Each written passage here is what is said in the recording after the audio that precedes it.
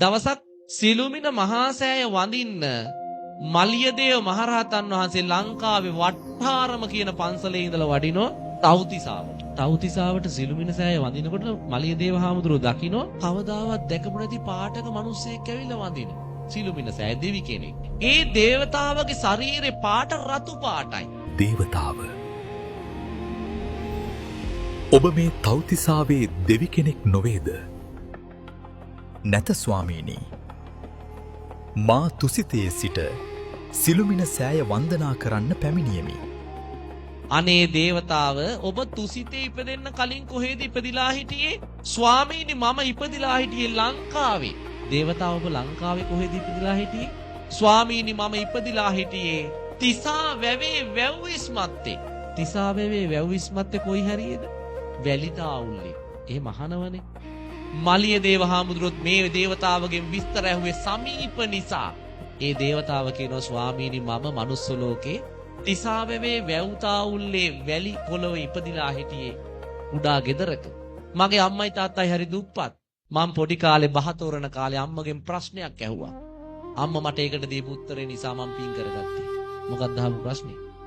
අම්මා මේ ගස්වල මල් එක එක පාට එක එක සුවඳින් තියෙන්නේ ඇය? මේ බුද්ධිමත් අම්මා මේ දරුවා අහපු ප්‍රශ්නෙට වැරදි උත්තර දුන්නේ නැහැ. දීපු උත්තරේ තමයි පුතේ මේ ගස්වල මල් එක එක පාටට හටගන්නේ වෙන කිසිම හේතුවකට නෙවෙයි. මගේ ලෞතුරා බුදුහාඳුරන්ට පූජා කරන්නමයි. මේ මල් වල එක එක සුවඳ තියෙන්නේ බුදුහාඳුරන්ට පූජා කරන්නමයි. බුදුහාඳුරන්ට පුතේ එකම જાතියක මල් පූජා කරනවට වඩා පාට පාට මල් පූජා කරන එකෙන් පින වැඩි.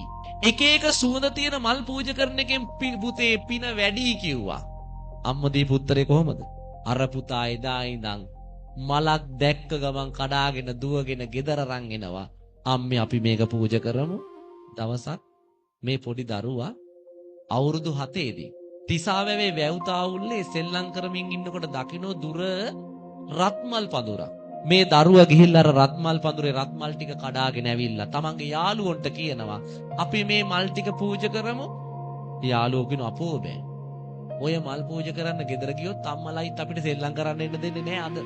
ඒ නිසා ගෙදර යන්න බෑ. අපි මෙතන පූජා කරන ක්‍රමයක් තියෙනවා පූජා කරමු.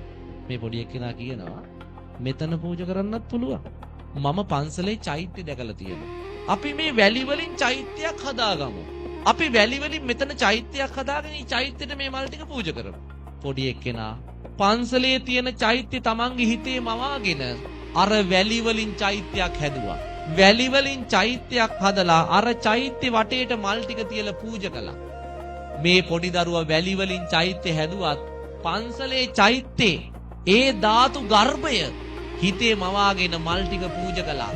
ජීවමාන සංඥාවෙන් පින් සිද්ධ වුණා. හැබැයි ඒ දරුවා ගෙනාපු ආවුස එතනින් ඉවරයි. පෙර සංසාරේ කර්මයක් ඉස්මතු වෙලා එදා රාත්‍රී දරුවට උදරාබාධයක්. දරුව රෑ මිය ගියා. මී යන වෙලාවේ දරුවගේ හිතේ හවස පූජා කරපු රත්මල් ටික තුති චිත්තේ යහපත් දරුව දිව්‍ය ලෝකෙ ගිහිල්ලා ඉපදුනා රතු පාටට. හිත අද එයි මරු පින් කරගන්නේ කෙලෙසද සෙට මරු නේය සිතන්නේ. ඔය ඇත්තොත් මමත් මැරෙන වෙලාව අපි කවුරුවත් දන්නේ. ඒ නිසා ඒ මැරිලා වැටෙන මොහොත වන විටත් අපි පිනෙන් පොහොසත් වෙලා ඉන්නවා.